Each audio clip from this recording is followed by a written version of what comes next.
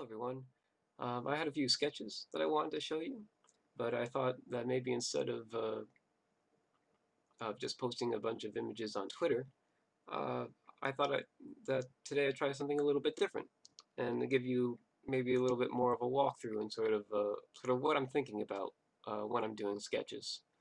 Um, so the past few weeks, I've been trying to do a lot more observational sketches, mostly of like botanical wildlife, plants, flowers, and I find it really relaxing. Most of the times, I just kind of go out and find just anything that looks interesting to me, and I'd make uh, a few sketches on a couple pages of a sketchbook. But I thought of doing something, uh, taking that maybe one step further to be a little bit more intentional, rather than just kind of going randomly from one subject to another. Trying to find sort of groups, common subjects that sort of share one location. So maybe finding one subject that interests me the most, and then taking and drawing that, and then taking some time to draw all the other species that surround it and uh, are kind of part of its ecosystem. So um, this is a very simple project to do. You need very few materials. All you need is a sketchbook, really, and a drawing utensil. And I've got just a 6B soft, uh, cheap Utrecht drawing graphite pencil here, and that served me just fine. Oh, and the sketchbook, by the way, is a Pentalic 4 by 6 inches pocket sketchbook, and I just got it pretty much specifically for this purpose, so that I can put it in my jeans pocket and um, you know, hop on my bike and go to a park and take it out, and I don't have to carry a bag or uh, any box of supplies or anything like that. It'd be nicer to draw on something maybe a little bit larger. Sometimes it gets a little bit cramped, uh, but I found that it served my purpose well. So whatever is most comfortable for you and whatever is most manageable for traveling. So uh, because this webcam is a little bit blurry, I'm going to put up scans of the images so you can see more clearly what I'm talking about.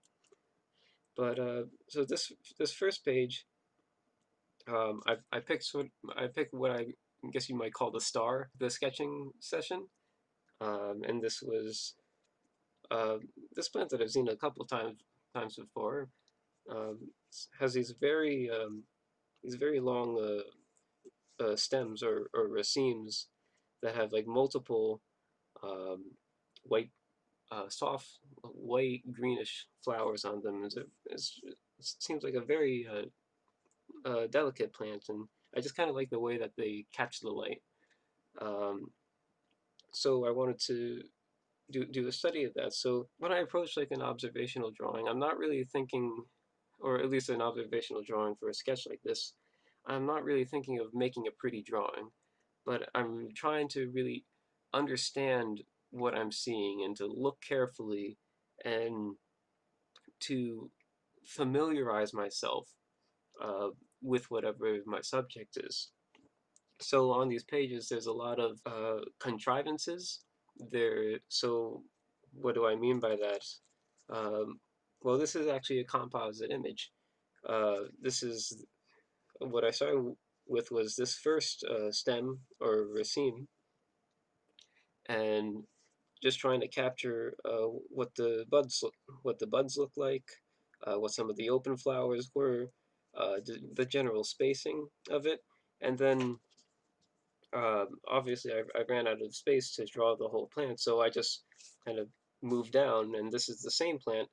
If you see, um, starting from here and going up, um, this actually ends up right here, so it would be one long line.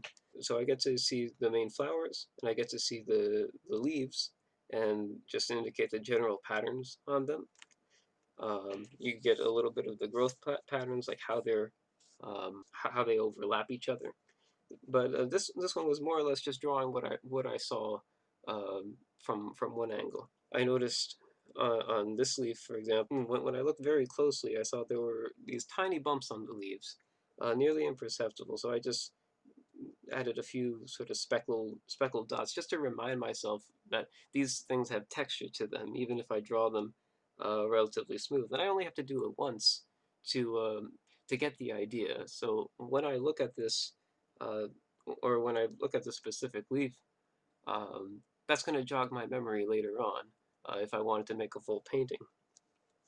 And up here in the top corner, I actually look underneath that leaf. There was a little moth um, just kind of hanging out underneath. So you never know what you're going to find there, and if it stays still long enough, you're certainly free to draw it. It's good to keep in mind that especially if you're drawing out in the wild, um, or at your local park, you never know what's going to be attached to the leaves. So be careful when you're uh, rummaging around if you wanted to touch something or move something, because there might be something under there. So always double check first. This name, Virginia knotweed, I didn't know this at the time. I had to look it up later.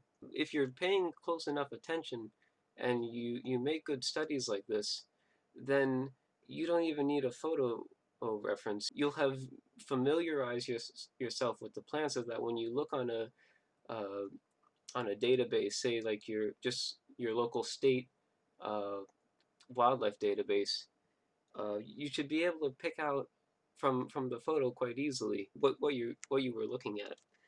So all of the titles or any writing, this was all added at later at home once I started looking up what the species were that I was drawing. But the main my main goal in being there was to familiarize myself uh, um, with the wildlife and leave the identification for later. So this was one view. Um, so then on the next page, you see I tried to do a tried to get more of a continuous drawing of including the leaves and the flower part.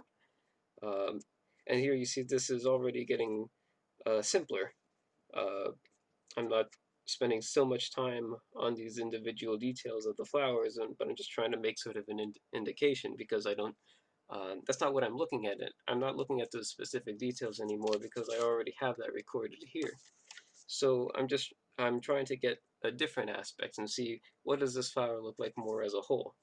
And again, I sort of ran out of space a bit, but I'm starting to get closer to kind of a full picture of the flower. On this page, um, this is more, I guess what you would call is a gesture sketch of the plant. If you're familiar with figure drawing, you probably know what a gesture is, but gesture isn't just something that humans or character actors use, but it's something that everything has.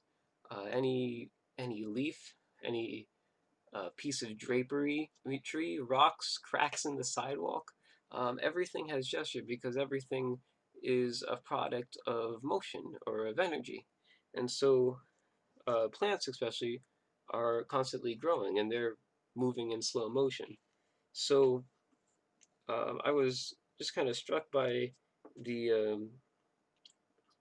by this plant when I looked at it from the side. I almost got this sense that I was looking at kind of like a bonsai sculpture, just the way that it sort of snaked its way upward so deliberately. And so I tried to just very softly, actually using the side of my pencil to the um sketch the general shape and just the general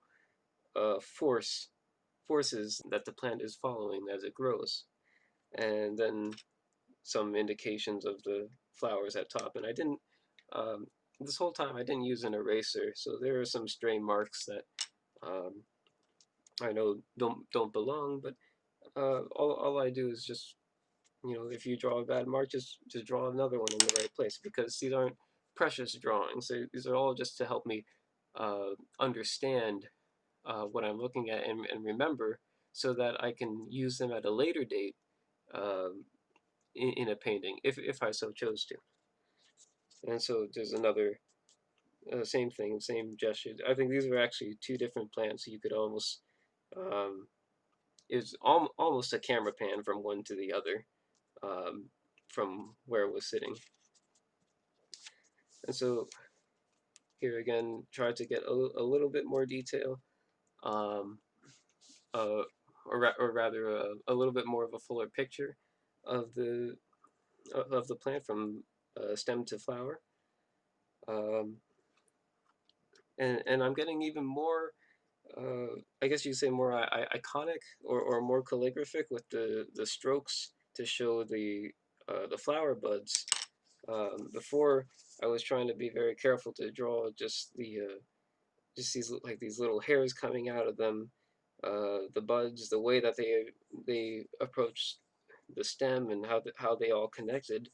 But since I already have that, uh, here these were just a little bit of a squiggle, sort of a check mark, or kind of an abstraction, and I think it works just fine um, from this distance. No one's really going to um, be looking that closely when you have a full painting and something like this is in the background. So that's another thing that you want to look out for when you're doing observational sketches, is not only what do I literally see, but how can I simplify this, um, or how can I make this um, in my own way, or in my own style. What's the minimum that I need to get the idea across? And I think this happens pretty naturally. Like, I wasn't thinking so much like, oh, what's the perfect way uh, to draw these flowers in one stroke. It's just kind of uh, just naturally, just trying different things. And I actually quite like this. I think if I did this with on a dark background with a bit of a white piece of chalk, I think that'd be pretty effective. Um, so that was it for focusing on as this as sort of the main plant, the star of my little sketch session. But so I wanted to shift my attention to the different plants that surrounded it. So here you have a pretty familiar sight with those three leaves. That's pretty unmistakably as poison ivy. Um, and again, it's something that we're so familiar with because we've been warned about them as kids. Um, and to look out for those leaves of three. But when you try to think about even a common plant, or something like a dandelion, you might have like a vague um, image of what that is. You would know how to recognize it, but if you were to really zoom in and get close to it, and try to draw, like, say, what exactly do the petals look like, or how do they attach to the stem? uh, you find there are gaps in your memory. You're using kind of a more of a symbolic language um, when you remember these things. And so drawing from observation helps you to train your eye and to train your memory, um, to see more, uh, I guess, more authentically what's in front of you, and being able and making sketches like these are great notes or is kind of a way of note taking, so that when you um, go on to your later pieces, you understand these better. So you see, like, there's more of like a jagged edge, and I was interested in um, how they attach to the stem, and how they sort of were lifted up off the ground. And this here is actually the same plant, just with two leaves. You see, in nature, there's a lot of variation, even within a single species, and you can have three-leaved or two-leaved uh, poison ivy plants, and it's still the same thing, still just as dangerous. And I guess that's another point. Um, if you're outside or you're doing any sort of wildlife sketches, or you're going to be close to plants, make sure you look up uh, what are the poisonous plants in your neighborhood, or the and anything toxic, anything to look out for, like all your local site, your local state guides and state sites will list all of those things. But it's good to keep in mind before you go uh, picking anything you shouldn't. Another species that I was familiar with by sight, I didn't know its name um, till now. I've actually seen these in my yard a number of times, but I've never really like looked that closely at them. So uh, this was dotted smartweed.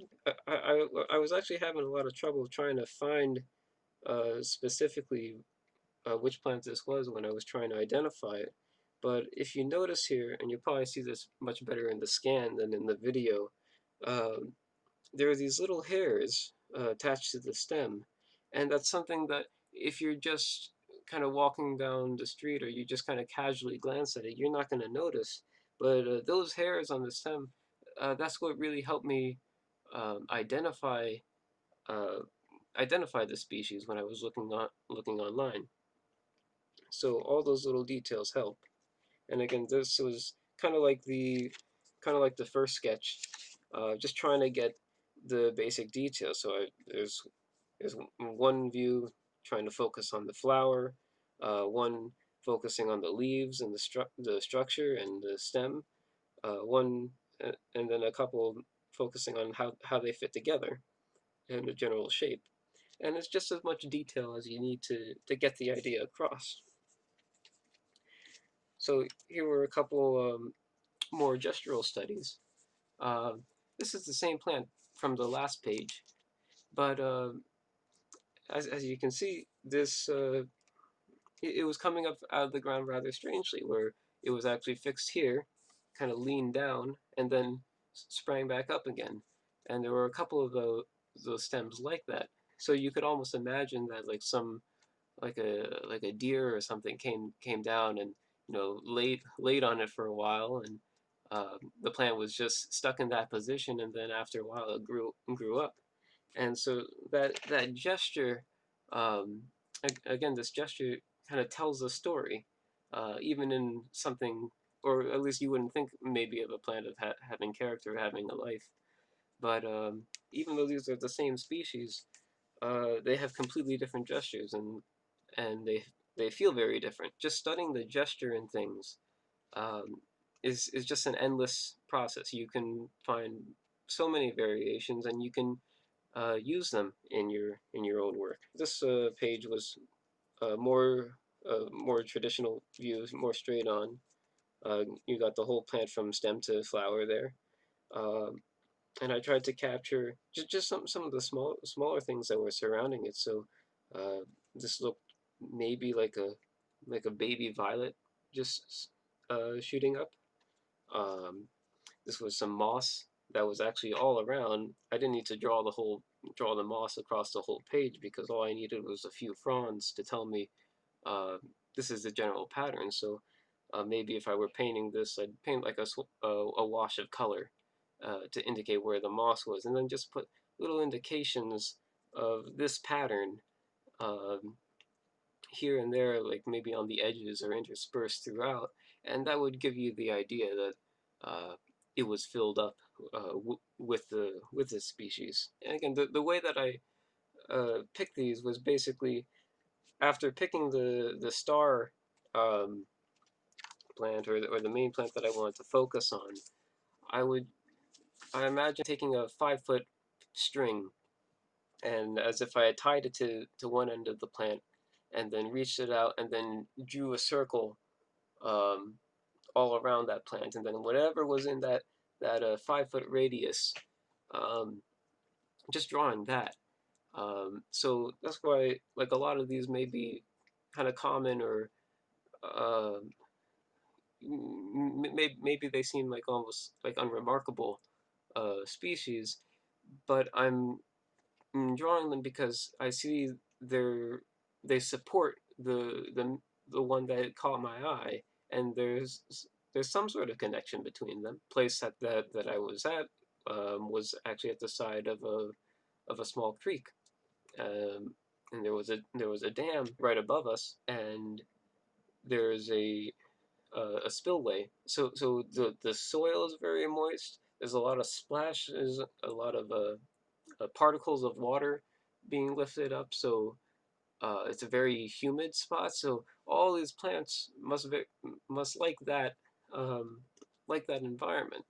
And so when you when you include plants together that like the same temperature or same kind of biome, uh, I think it gives your painting a great sense of realism, uh, because you're basically making a little ecosystem on your page, and the more specific that you get, um, the more realistic the realistic it tends to be. So not just drawing just the things that look pretty, but drawing things that would actually appear in nature. And what's nice about doing these sketches, especially in your hometown or even your own backyard, um, you're looking at like a slice of the world that nobody else has seen, um, or the majority of the people of the earth haven't seen. So these plants that I'm showing you now, they're very different from plants that you'd see in, say, Florida or California or Africa or Japan. But and yet there might also be some similarities too, or similar plants, but with slight variations. These violets here, I thought when I was drawing them that they were the same as the kind in my backyard, but I noticed that they had this very raggedy edge. And when I got home and looked at the ones in my backyard, I saw they had a slightly bumpy edge. And again, that goes to show when you're looking closely with the sketch, you see those differences, and you can start to use them more intentionally in your artwork. I don't know what these grasses are. Uh, they're sometimes kind of hard to identify if they're not seeding, but I see them pretty commonly by streams and other damp places. And so the last page was this bit of crabgrass. Um and hey, it might be a common weed, but it was there. So I went ahead and drew it. And again, a very different gesture from the other plants. It's kind of this fountain uh, jumping up and spraying in different directions, or almost like a firework. And then a couple more poison ivy uh, saplings. And so when you take all these together, like I said, you can put these you can arrange them in your drawing or in your painting as compositional elements, and you can really uh, take these sketches and put them to the purpose of making a believable world. And I think that's a really cool thing that you can do with art, and I think it'll add a lot of reality and believability and specificity to your paintings and to your artworks. Um, and especially if you draw on the the species that are in your own backyard or in your own park, it'll really set your work um, apart from others. That's pretty much what I had to show. Um, I hope you enjoy this. I might make more videos like this in the future, um, if I come up with a good idea um, for a video like this. If you have ideas for something that um, maybe a topic that you'd like me to address, or a question you'd like to ask, I can do my best to try to answer it. And yeah, I guess so. See you in the next one.